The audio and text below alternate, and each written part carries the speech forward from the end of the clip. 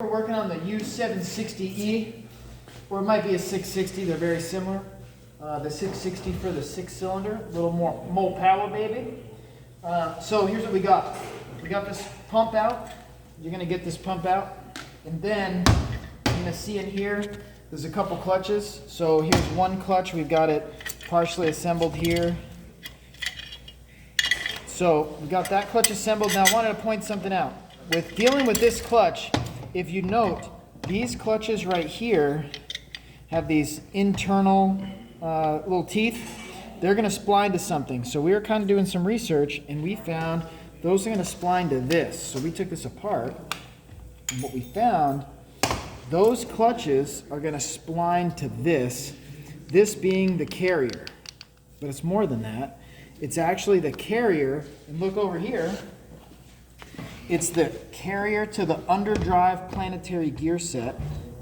And if you notice, the job of B1 is to lock that underdrive planetary carrier gear set to the case. So let's check this out for a second here. These are going to spline to these clutches. Prove it. You can prove it, man. Okay, so the second that we apply this clutch, these clutches are going to engage this, which we'll just call for now the carrier, and these clutches are going to get squeezed up against these steel plates, okay, like this one. These steel plates are splined to the pump, which is bolted to the case. So basically what we have is, if that clutch is activated, it's going to lock the carrier to the case. So that makes it a brake. Now if we look over here, check this out. The job of the B1 clutch is to lock the carrier to the case. So therefore we know that's the B1 clutch. Then we looked a little bit further into it, okay, and this is how this was kind of assembled. If you look, this is actually the ring gear. So we'll pop that back down. And again, this ring gear is going to be splined to another set of clutches. We'll get that baby together. To another set of clutches, which are here. So these clutches are going to sit higher. If this clutch is activated, it's going to lock this ring gear to the case. Now I say the case, we know that this is the pump, but look, the pump is bolted to the case, so it effectively acts as the case. So if we're locking this ring gear to the case, well, that looks like that would make it B3. So if you were doing some diagnosis and this clutch here were to be burned or damaged, you know, hey, this is a B3 that's failed. Or if it were this clutch, hey, that's a B1. Or if you were, you know, really trying to do more diagnosis, which you may not quite be ready for yet, but if you are doing some troubleshooting, and if you come down here and you look at this chart, if we had a bad B1, we would lose second gear. So let's say you're trying to figure this transaxle out, and you're like, first works, second gear, when it goes into second, it just kind of goes neutral. You see the RPMs like zing, and then it skips to third. Probably you get a check engine light and a code set for second gear incorrect gear ratio. You'd say, okay, well, we got a slipping component. Look on this chart and say, oh, check it out. It could be a bad B1. B1 clutch might be defective. And then you'd come up here and you'd look at your diagram. And you'd say, B1, where's B1 at? Okay, B1 holds the carrier to the case. Then you would track down, you know, this clutch right here, and you'd inspect that clutch. Probably that clutch is going to be burned. So that's kind of the breakdown. The other thing that was really trippy on this one is, again, if I pop the ring gear off, you'll notice this piece is the carrier for the underdrive planetary. But look at this. This is a sun gear, and it's splined directly into the carrier. Because if you notice, the carrier goes through, and the carrier ends up becoming splined through B1 to the actual Ravino sun gear. So that yellow one right there, that's the sun gear. So this is kind of a weird, it's kind of a weird power flow the way they do it. But with that, that's kind of understanding what you're looking at. So if you're coming in here for a particular problem, you're going to want to know, hey, what clutch is what, so I can inspect them.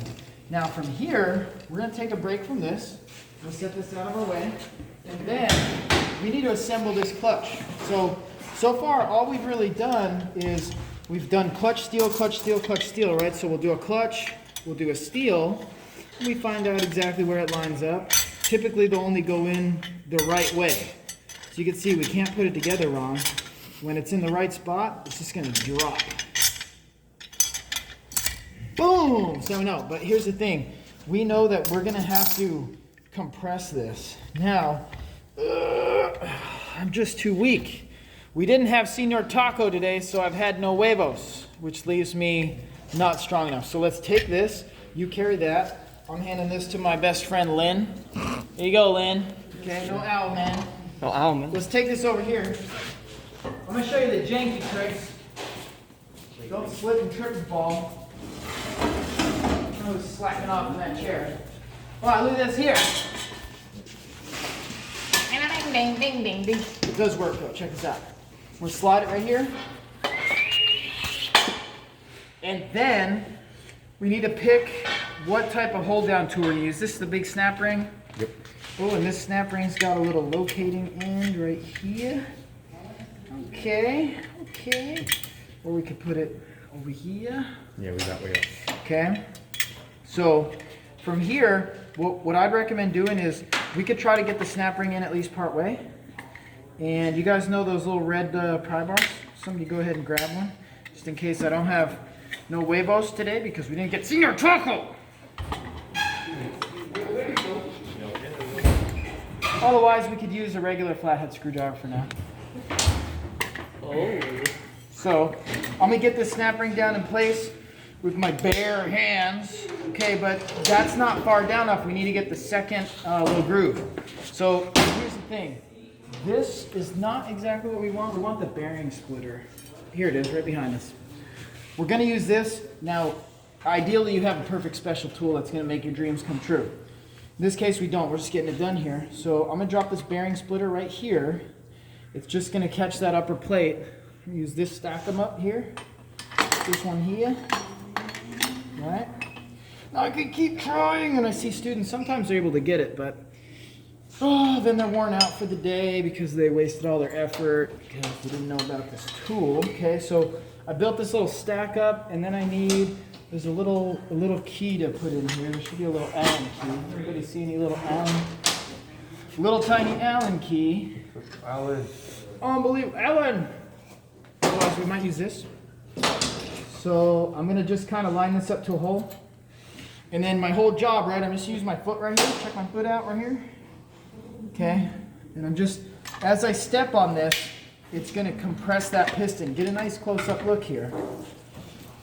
As I step on that, it's compressing our piston for us, which means we can go ahead and we can drop the snap ring down to where it really needs to be. And it may take a couple tries, but at least you'll be aware of a tool that should help you, rather than just like bad words and spit and grit and, you know, other things that I've heard, and, you know, terrible things and awful things and whatnot. Now, if you notice, we are real darn close here. Okay, lower groove. Now, if I can't quite get this side, that's okay, because what I can do, I can actually release it, and I can always kind of flip it around, and then get the opposite side. Like I said, there's a perfect SST for this job, of which I'm not providing. So, you're gonna make it work with what you got. You make it happen. You an American or you Americant? I don't want no Americans. No, you can. You can, you will. I'm a Mexican. No, you got it all. Oh dear. Lynn, your name is Lynn, L-I-N. Does that sound like you? Oh, Mexican? No, man. This is a flat rate. And then we got to do, that one didn't quite make it. I think I could do it again, or I could do it with my bare hands. Bare hands. I think I can. I believe I can. It's close. Oh, otherwise we're going to have to get that set up again. No, I think we're there. Yeah. Oh, dear. You see, it's pretty hard with your bare hands, so we just go back after it here. Dirty thing. See, Lynn, you got me all screwed up here. I blame you, Lynn. I blame you for everything. Come on, Lynn. Freaking Lynn. I'm gonna even do a slightly different setup here. Just gotta find the hole there. Okay. Let me get some more hours for you, Lynn. Oh, shoot, I think it's pretty much in there. You trying to scare me? Freaking Lynn. Ooh, it looks like it's just gotta move a little bit. Well, let me get this. Let me make this happen. Just shimmy a little bit. Little wiggly something over here. You're 10 minutes into the video. Lynn, I'm gonna kick your butt. Let's go, Lynn, dog. Lynn, you want to take over? He's directing you, that's why. Okay. Ugh. So we just need to pry it over. It's low enough. It's just Yeah. not quite in the groove. Okay. Freaking Lynn talking trash. You tell me that snap ring isn't in there now, Lynn. Ooh, I like that. All right. What do you think, Lynn? And then once again, we got another clutch to do. Yeah, this one. So that's the end of this video, but this is at least giving you a demo of what you gotta do on the next one, okay? Now get out there and vote.